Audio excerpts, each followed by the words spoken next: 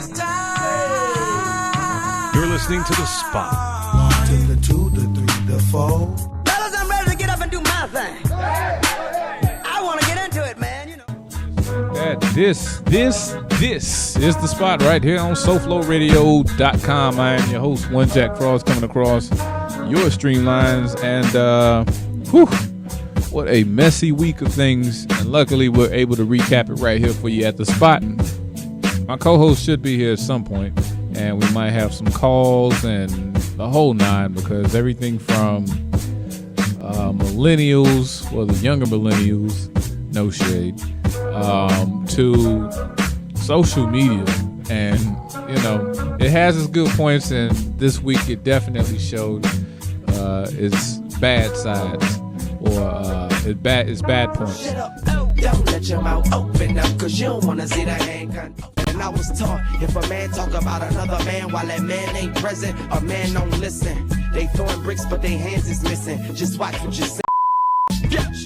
Don't let your mouth open up, cause you don't wanna see that. Don't let your mouth open up, cause you don't wanna. And now, back to The Spot on SoFloRadio.com. Co-host du jour, Dri, and her endless cup of tea that she's gonna hit us off with, because we've had a very eventful, what we call it today, a messy week, right? I mean, I don't think it was messy. Why not? It's what people go through every day. Yeah, I'll say it's messy because, yeah, everybody goes through it, but not at the level of these people. Oh, yes, they do. At the level of these people, where millions, where basically the whole world knows your business. I can see if your coworkers or, you know, certain family members or friends know your business, but the world knows your business. It's not. I mean, you could go. They don't have to deal with what we have to go through. Yeah, okay, we can go to the store. We can go all these other places. Nobody's looking at you like, oh, that's him. But the world know their business is because they put their business out for the world to know. So if they never put it out there, they'll still be dealing with it like we do, but we just wouldn't know. So it's kind of their fault. Yeah, it's partially social media fault. I didn't want to like turn this into like older millennials versus younger millennials, because part of the question that was going to be posed on you is that these guys are within the age range of the guys that you would date. And we know a story that you won't go into detail with about one of the guys. Well, let me start it off by saying this. It's been a bad week to be an NBA guard between the ages of 25 and younger. I mean, first, earlier in the week, we had Kyrie Irving, his situation where, well, give the details on that. Well, see, with that situation, at first, it looked very messy because, as we know, he was dating R&B singer Kalani. And Kalani. Yes. And she used to date the singer. I didn't even know who he was until OVO. Until this all came out. But apparently she used to be in a relationship with Party Next Door, and he posted a photo with, you know, them two in bed, but all you see is her hand saying pretty much with all her shenanigans, finally got my R&B chick back in my bed, or something of that nature. So then everybody took that as, oh my gosh, she cheated on Kyrie. And it just went from that to her in the hospital. It was crazy. What was the story behind that? Did they detail why she was in the hospital? Well, I think she attempted to commit suicide. Over what? I mean, I guess over with everything that was happening. We're not sure the main reason why, but I'm sure it had to do with, you know, her going to her Instagram and just seeing how everybody was dragging her to filth. And the only thing with that is I didn't really judge her on the situation, because I was like, no, there had to be more to the story. And it was. It's not like her and Kyrie was in a relationship when she was in that photo with him. And that could have been an old photo, but they were not in a relationship. So she technically really didn't cheat on him, if that's the case. And, you know, he even confirmed that we weren't together. Like, we kind of been broke up. But I do feel like he just let him being, you know, having that little ounce of pettiness in him. He kind of let A little? Well, I think it was very petty. He let the internet drag her for filth before he just waited to be like, okay, guys, like, you know, I'm just focused on basketball. We weren't dating, you know. So now people are like, oh, so she kind of didn't cheat on you? Right. So, and I think that's the thing with people in social media. We like to take things and just like jump to conclusion and run with it without getting the full details. And that's what I said. I couldn't judge her because I said, you know what? I feel like there's way more to the story. But I think about her deleting her Instagram and all that extra stuff. Everybody kind of looked at her like, you had to be guilty. But she probably just didn't know how to deal with that because, you know, you're a new artist. Right. You never kind of been on that end of, you know, being dragged by social media. You're trending for being a cheater. And especially when you know the truth and you know the story, then it's like, dang, all these people have this perception of me and I'm not that. So, you know, some people handle things differently, and criticism differently, and then you have celebrities making memes and you know. Man, they were going in on. I mean, I had a little fun with it myself. Yeah, but I just feel like, you know what, it was a lot of men that really enjoyed this because men wanted to be like, yeah, you see, we're not all cheaters, women do it too, and da da da. I guess that was just y'all day to celebrate the downfall of one woman. And you guys celebrated in vain just for the simple fact she didn't cheat on him? No, mine was more, you know, I don't like a certain sports team that a certain guy plays for. Not necessarily, I don't have nothing against the guy. I just don't like the owner. And he happens to be one of the players on this team. So it's more towards him. I care less about the, you know what I'm saying, who, I don't even know her. But I just feel like that's, in her defense, you know, this is why it's so important that people heal before they jump into a new relationship because... And would you trust that dude? What? Party Next Door. I mean, that was her first love. They probably had an understanding. Oh, okay. She probably was already they was probably already rekindling the flames again. So when he posted that picture, it probably wasn't to be... Well, I'm not going to say because men are messy too. But, you know, they probably was getting back on track and... people just was like, wait a minute, wasn't she just with Kyrie Irving? Like, you know, and that's what kind of, you know, but, you know, she was in that situation where she thought, you know, that situation didn't work out and she went and thought she fell in love with Kyrie and realized that she still has love for her ex. And, you know, it's unfortunate because, you know, she didn't really heal from her previous relationship before jumping into this one. And now you have somebody else who have to, you know, heal from that situation also. Right. So it's an unfortunate situation on both ends. Well, apparently speculations had been moving around as to why it didn't last with Mr. Irving. Could you detail him? I mean, they're saying that he was lame and but somebody else I know told me about Mr. Irving and his demeanor and things of that nature. Like that same term was thrown around. You know what I'm talking about? I mean, okay, but you know a person is kind of lame when you meet him. You know, and I don't think, and if that's the case, she probably wouldn't have given him that kind of play. It was something about him that made her feel like he could have been the one to take her mind off of her ex, you know? Right. So all this speculation of all the things she was saying, why it didn't work, I don't believe it. I just feel like her heart was with someone else and she thought she was over that situation and realized she wasn't. Right. I just feel like people are trying to find an excuse and still trying to make her look bad on like, well, they didn't work because she said it was lame. She wouldn't have put all those little captions and lovey-dovey stuff about him and been so open with him if she felt like that, and especially if she was saying those things because people would have heard about it a long time ago. So basically he was a rebound. Yeah, of course. That's what it was. There's no way you get out of a relationship with your ex that you considered your first love and you were so crazy over, and then you get into a new relationship with someone and then you go back to that ex. That means that person was kind of like the place filler, like placeholder. Yeah. And because she probably was done with that situation. She probably thought, you know what, I love him, but we just can't work. And then she probably felt like she was ready to move on. But the minute you get around that person again and you realize like, man, I'm with you, but you're not him. That's probably what, you know, it was with her.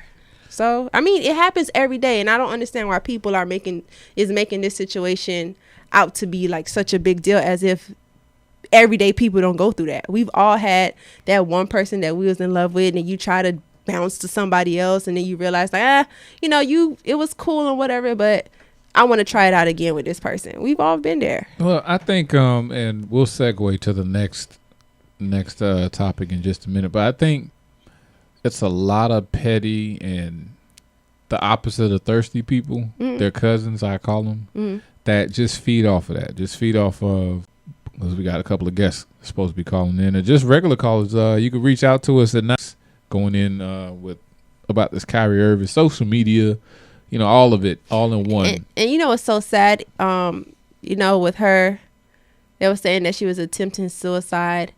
The fact that some celebrities even felt the need to say that she was faking it for Instagram because she was posting pictures in the hospital and all those things. But that's extra though. I don't. I mean, okay, I'm not gonna lie. It probably was a bit much, but don't never say someone is faking suicide, because you really don't know what that person was going through at that moment. And I feel like, was you there with this person? Like, absolutely not. Right. The only person that was there was her. And I just feel like, yes, she may have handled the situation bad. She probably wanted to show people that, hey, I'm here or whatever. And I mean, I do feel like, it was a little much. I feel like if you're going through that, girl, deal with that privately and heal, girl. You don't owe us no explanation. We are nobody, honey, because when you was out here about to kill yourself, none of us was there with you. So, but I did feel some kind of way when, certain celebrity was out here bashing her, like, I think you're talking about one in particular guy. I know, but I'm not gonna go there, right? Yeah. But you don't do that, because it's been plenty of times when he wanted to do that to himself and nobody was there. And how would you feel if somebody was saying that you was faking to kill yourself? That's a real issue.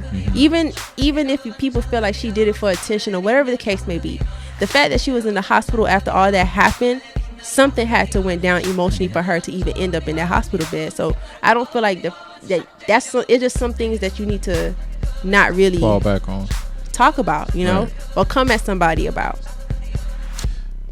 I would go as far as to say both parties are wrong. Because like you said, like, you got on there the party that you don't want to mention, and you're bashing the person that's in a low place right now.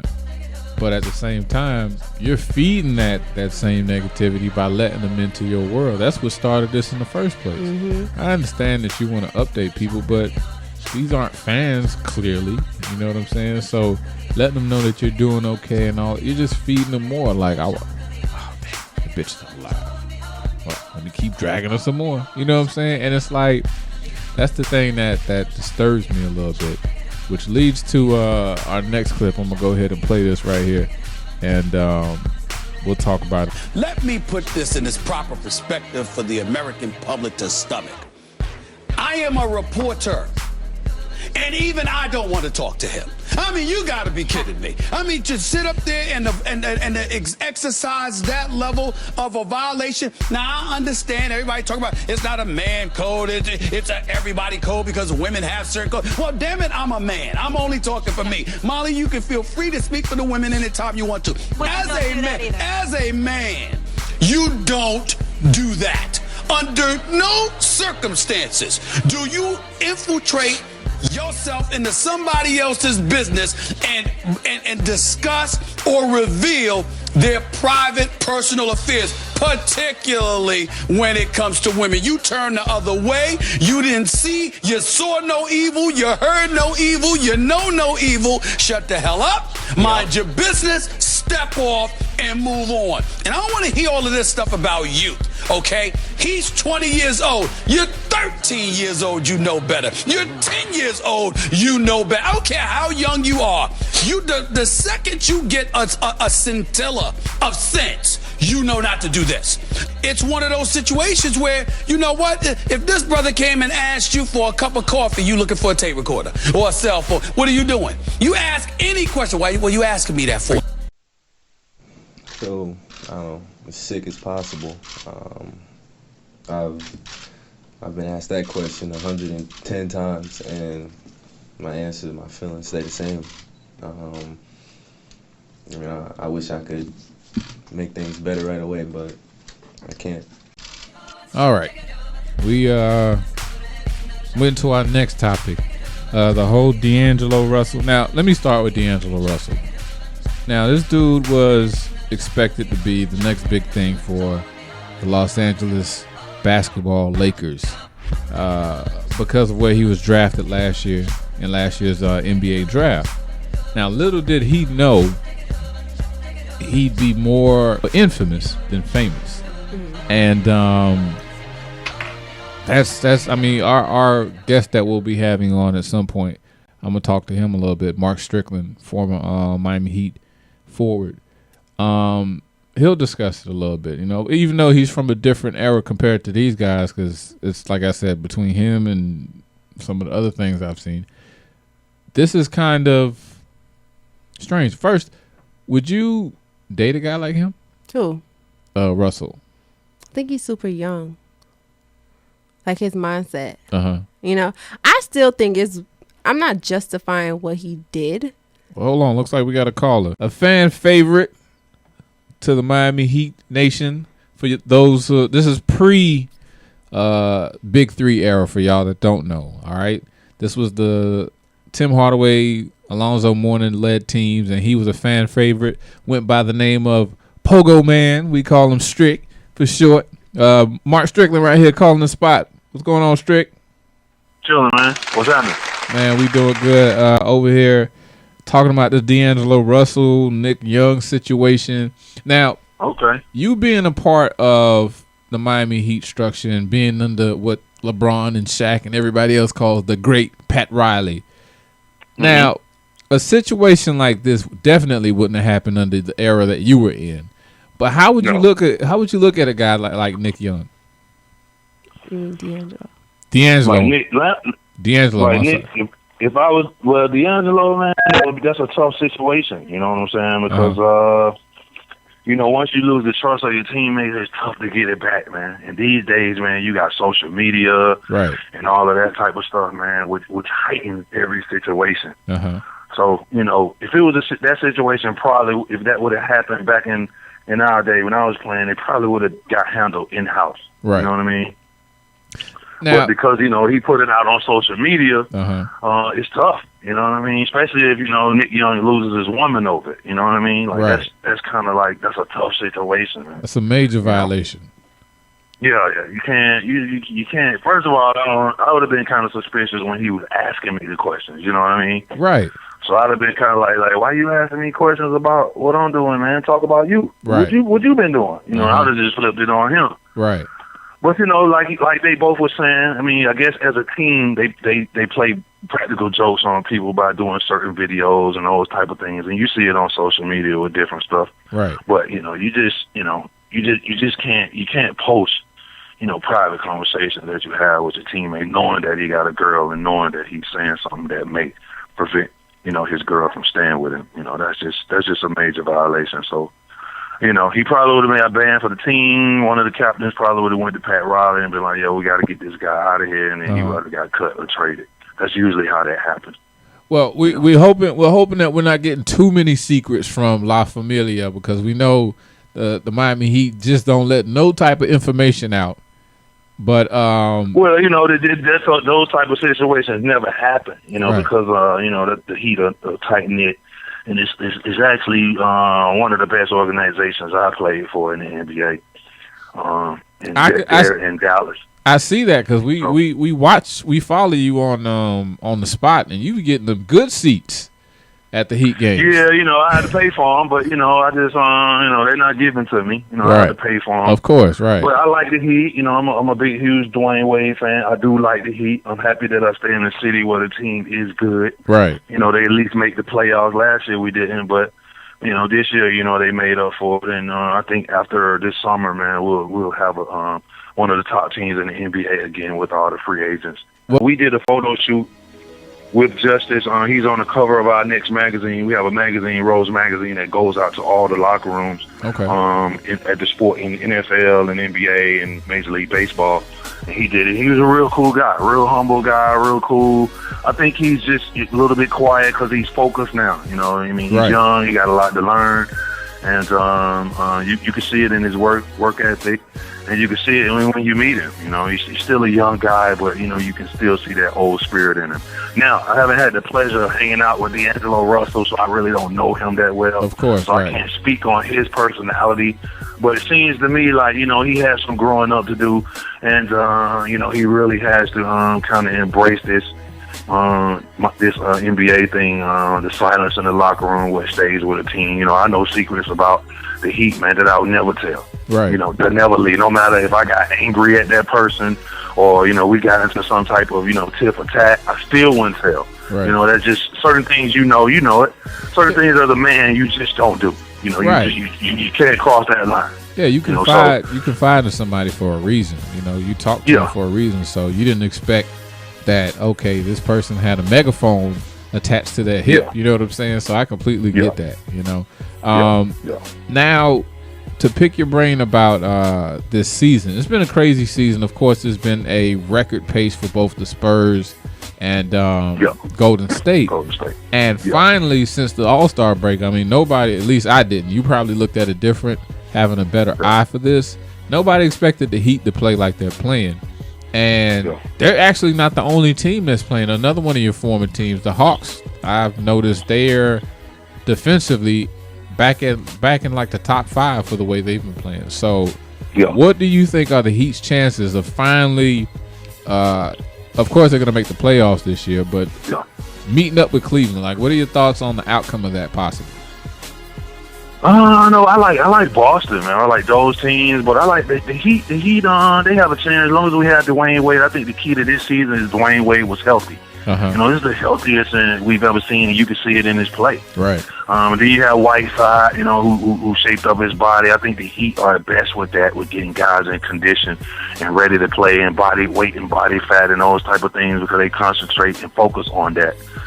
You see Whiteside's having a great year. I think we got a well put together team. We're just missing a couple of pieces, and just like I said before, I think this off season, you know, I think we're going to be kind of surprised at some of the acquisitions that the Heat get this summer. You know, Pat Riley has always got something up his sleeve, and hopefully he do this year, because I'm ready to see. You know, I missed the championship year. You know, I was playing overseas, and you know, at the time they was winning championships down here. I was living in Atlanta at the time, so I didn't get a chance to enjoy it. So I'm hoping that you know, Pat Riley still got some of that mystical magic dust, you know, that he can get some of these guys, some of these free agents down here this summer, and you know, we can get back to the glory days. You know, he's about to be one of the highest paid centers in the league. Yeah, so you never know. You never know when people get there, how comfortable it is, how they get along with the team, how they get along with the organization, and sometimes that's it. Like, okay, this is where I want to be. I'm gonna make this work. Well, I definitely, before I let you go, this is one question I definitely have to ask you about the whole Whiteside thing. Again, as we started the interview, we talked about, you know, you being in the culture, the Miami Heat culture. Seeing Whiteside, and, you know, he is a little bit comparable to D'Angelo Russell. Like, what can you, like, walking us through, and plus you're a big man, so it's a perfect question. Walk us through what Whiteside probably had to endure, because it looks like he finally woke up. You know what I'm saying? So what did he have to endure in order for him to understand the culture with the Miami Heat? That is a business. It's a business. And this is not YMCA ball. Right. This is not high school ball. This is not college ball. You know, when you play in the NBA, it's a business. You know what I mean? It's a cutthroat business. You know, and I guess he realized that earlier. Like, hey, man, you know, this is my opportunity. You know, you can get an opportunity to change your family's life, change your life. You know, it's a life changer. You know, getting an NBA contract is a life changer. It is. It completely, your life goes completely in a different direction when you get that contract. And I think, you know, with the guys around him, you know, guys, you know, you got Juwan Howard on the bench. You know, you got Keith Askins in the office. You got Alonzo Mourning in the office. So, I mean, I think that the Heat, you know, and then Pat Riley, you know, Pat Riley's probably in his ear. You know, Pat is good at keeping guys focused on what they're supposed to be focused on. And when you don't do that, as you see, he gets you out of here and get somebody else in here that can focus and lock in on what the Miami Heat culture. Right. Because it is different from a lot of other teams. It is different from a lot of other teams. Let us know some of the things that you got going on. I mean, you brought up the magazine, Rose, and this is... Well... Yeah, I'm doing a lot of stuff now. What we're doing, we got the magazine that's going to all the locker rooms in the States right now. Okay. We're working on it going digital. Right now, we're doing the first esports con in Miami, which is on a video gaming. We're doing a video gaming conference on the July 15th and 16th. I think we're going to do it at Marlins Park more than likely. Okay. So I'm getting involved in the technology and video gaming space. We're also doing some philanthropy work in Africa when it comes to energy and water. Nice. We took a trip over there. We went through everything, and we kind of got reached in contact with some of the ministers over there, and then it went pretty well. So we're going to get into giving back to the motherland a little bit as far as energy and clean water, electricity out the air, those type of things. That's what's up. Those are things that I'm working on, man, right now. Actually, I got an event coming up at Burberry April 6th, which I think is Wednesday.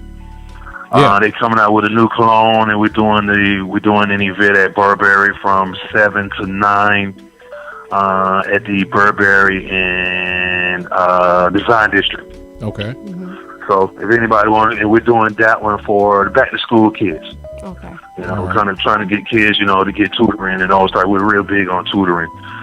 Tutoring is huge. We need a lot of tutors these days, man, to tutor these kids, back, on track as far as education. Definitely. And the back to school kids are really focusing in on that, especially for minority kids. Right. My son goes to a private school. When he first day of school, he gets a computer. Mm-hmm. And these privates, Little Haiti, Liberty City.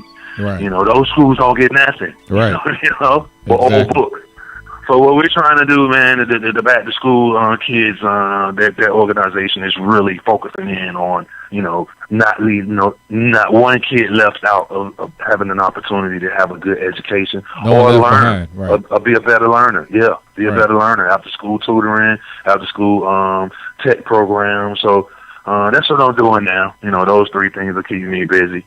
And just being a family man, finally get a chance, do normal stuff, take my son to school, wake up my daughter, wake up in the middle of the night, and I get to change her diaper, and, rock her back to sleep. You miss those things when you're playing ball because you're always gone. Well, you're constantly working on out that. to get better. Yeah, huh? Yeah, congratulations on that, on your baby I appreciate girl. it. Yeah, we got a 5-month-old. Just had a 5-month-old, and it's good, man. I can't complain. We live in Miami, man. What we gonna complain about? Yeah. Wake up every day to sunshine. Right. What's to complain about? There's no complaining at all. What's to complain about? And if you man? could, who gonna Nothing listen to to you? complain about? You live in Miami. Right. Yeah. Exactly. So, Strick, we look forward to having you on, at the spot. Yeah, of I'm course a big, huge fan of y'all, man. Y'all keep doing what y'all doing, man. Whenever y'all need me, I'll come on anytime. Definitely. I love talking with you guys. Definitely. I love it. And we're gonna try to get some press passes to that e-commerce because we definitely, I know I'll be whooping. Yeah, I'll let you know about. We'll talk games. about it. We're in the beginning stage. We actually just finished a deal with Rock Nation, so Tidal is going to be streaming it. Nice. So Okay. we're doing some good things with it. I just can't talk about a lot of it now, but you'll start to hear it on the radio and those type of things pretty soon here. Okay, we look forward to it. I appreciate the support. Yeah, I appreciate the support. Maybe you guys can set up out there that day and record some stuff there, man. We'll love to have you. Oh yeah, yeah, most definitely. We'd love to have you. Yeah, we'd love to have you. Yeah, we'll definitely be in contact with you. That was Mark Strickland, y'all, right here at the spot. Pogo Man, former Miami Heat forward, right here at the spot. We appreciate you, Mark. Yes, sir. Y'all have a good night. All right. All right. All right. This has been. We called it messy, but it wasn't messy. It wasn't messy. It's Nah. just the way you look at it. And I'm kind of glad we gave a more positive outlook on the situation and kind of shedding light on two different perspectives. Because I think when you say messy, people automatically think we're supposed to kind of go in and be shady. But, it's more to both situations. Right, right. I mean, look, we're in a time of what they say perception is reality and sensationalism when it comes to anything, any particular topics, so it's good that we were able to like air it out You know, because I when I was talking to you, I was texting you. I was like, yeah, we got some stuff to talk about. Because it was just like baffling to me to see how people were just going in. Yes, principle wise, like Mark touched on. Yeah, dude made a big mistake. Yeah, and no one said it wasn't a mistake. Right. It wasn't a big one, but it's just the fact that people feel like he can't bounce back from it. Well, you heard what Mark said. Yeah, I think you're going to lose the trust. People are going to be very skeptical about you. You know, they're going to be a little bit hesitant as far as like, I don't know if I could get too close with you. But at the same time, we have to check ourselves and remember we have done some stuff in our lives before that we probably been like, dang, if I could go back, I would never have did that. Never did it. Right. You know, so I think people have to kind of look at, if it was me, you know, would I want people to look at me as if I'm a person that can't be trusted? But you know, nobody does that. I mean, nobody's going to be introspective like that. Yeah, but that's so sad because I just hate. I'm not gonna say hate because that's a strong word, but I don't like when people feel as though this, like, you don't deserve a second chance. He may really have thought this was funny. Like I said, some people just don't know where to draw the line. I mean, not a and filter. They don't have a filter. Line. We've had friends before that were like, you play too much. Yeah. You know, and I think this was one of those wake up moments like, we hope it is. Whoa. I think so, because right now you're dealing with isolation. You have the whole world coming at you, calling you a snitch. People, your fans, are booing you. Right, at the you game. Know, right. And you're supposed to be home court, your territory, the place where you're supposed to be, you know, the future. He still play good, though. No, I'm saying he still play good, but, you know, game. You got fans that's looking at you that's going to be like, oh, boo, you're a snitch, like, just for fun. You know, so you still have to endure all of that. So I do think it would be a wake-up moment for him, because nobody wants to feel isolated. No one wants to feel as, you know, nobody in the world kind of want to rock with you. You know, your own teammates don't want to even be near you. Right. So imagine how the other dudes, childish, which is a little childish, the reaction. Very. But but then you have other people and on other teams that are going to be looking at him the same way. So now you're not only isolated from your own team, you're probably isolated from other teams, because we all know this is one big family. Yeah, it's a fraternity. And you know, it sucks, but you know, it's people over here that's dragging him. You got people that are sports analysts that are dragging you for filth. Right. See, the thing so that I'm sure it woke him up. To bring it back, it probably did wake him up. But the thing with this is layers and levels to it, right? Okay, it woke him up, but that's still, you know, you saw the little clip. He looked like he was really bothered by it. He really did look sick. Like he looked like how he felt. Right. But at the same time, the other side to it is like, how is he gonna bounce back? Because you really have to be the second coming of whoever. He just got to play well. Yeah, he has to play well. He has to not just play well. You have to be the guy. And then he has to. The thing is with him, I think he's going to. This is definitely going to take his game to the next level, because he needs to play well. He has no choice. He has no choice. You're now. Isolated. It's not like you could go. You have to play well. You have to kind of make people look at you like, you know, I may not rock with you like that as a friend, but you're my teammate and I want to win. So. But they ain't gonna be winning no time. So. Yeah, but he has to step up to the plate, and he can't play. Nobody can look at him and be like, see, that's exactly why we don't deal with you in the first place. Like, he has to be very mature. Yeah, he has no. And he has to grow up like tonight. Yeah, there's no he has no time no more. Because, like, again, I use the comparisons between him. They're polar opposites, but between him and Justice Winslow, like, you've seen some of the interviews, and the dude is like you 19 or 20, and that's that. I mean, everybody's different. But you would want a lot of these dudes. Michael Beasley was the same way. Yeah. You know, you want a dude that's, like Mark said, you want a dude that's coming into a lot of money to know how to deal with this. It's asking a lot. It's asking a lot for a 19-year-old to know that you have to be responsible. And not even that. I think it has to do with the structure of the team also. As we already know, like, you know, Winslow, he's fortunate because he came to the Heat. Even you know, Whiteside, when he finally came over here, right, you know, it was some times where they probably were doing little things where they was like, look, we don't do that over here, right? And I just think people understand that the Miami Heat is a world-class organization, and that, you know, Pat Riley don't play when it comes to the team, right? So even if you want it to be a little young and immature, that's going to be nipped in the bud. quickly. Yeah. So you got enough people that it's not just Pat Riley. You have, and then the look janitor at might say something to you. Yeah, but then you have the leaders on your team. Like, you have the D-Ways. And like he said, you have Alonzo Mourning that will come in and out. Like, you have people there that will look at you and be like, we don't do that here. Right. And you have people that will be willing to take you under your wing. Even look when the guy, Joe Johnson, right? When he came over here, finally, he was saying, like, it's a whole different organization. Everybody comes to the Miami Heat and says, like, this is nothing like I've experienced. He went as far as to say, "Oh, I'm finishing my career here." You don't hear too many people say that. But then you see D-Wade stepped up and was, taking shots with him or whatever. D-Wade don't have to do that. Right. But it's just that respect factor there. They all want is a different level over there. And I think if D'Angelo was over here in Miami, right, that wouldn't have flied, and he would have known better. Even if he wanted to play like that, right, he would have thought 2, 3, 4, 5 more times before he actually did it, because he already know they don't play that.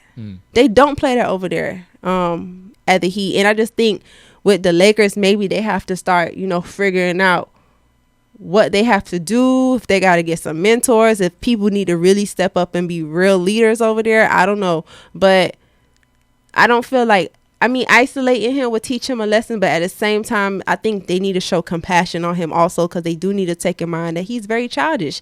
If you guys are saying that he's 19, but you tell him he acts 14, how are you guys even shocked that he did this? I don't think they're shocked. But they're not shocked, but at the same time, you can't sit up here and be like, giving him so much shit, like, how can you do this and da-da-da. But it's not them. You got the teammates who, again, will not be there by the time he fully develops into what they hope he's gonna have a whole new team. Right. So the people that are shunning him probably won't even, not only will they not be on his team, they might not be in the league, because again, these are older guys. So what's the old passage? This too shall pass. So that's basically what he got to deal with. Like, he got to eat all this, but while he's eating it, like I said, it's levels to it. So you have to come back like a beast, and you got plenty of reasons and time, since nobody gonna talk to you, nobody gonna pass you the ball, or nobody gonna be with you in the gym. To use the old line. So you got plenty of time to figure yourself out. But then I feel like if nobody's going to be with him in the gym, but they got to look. What happened on team, y'all got to put that aside. We said it's a business. Yes, it's unfortunate this scandal kind of happened, but you guys need to be worrying about winning games, and, y'all have to some way build some sort of trust with each other so y'all could start winning some games. You guys don't have to be, brothers off the court, and which is unfortunate, because you kind of, they're your family when you're not with your family, because you see them so many times. Yeah, but the Lakers are but a major train wreck. Yeah, they actually trying to lose in order to get a better draft pick. So all that stuff you're saying does not apply for this team. You just got to take the L literally with this team and just let it pass on, because it's a wrap.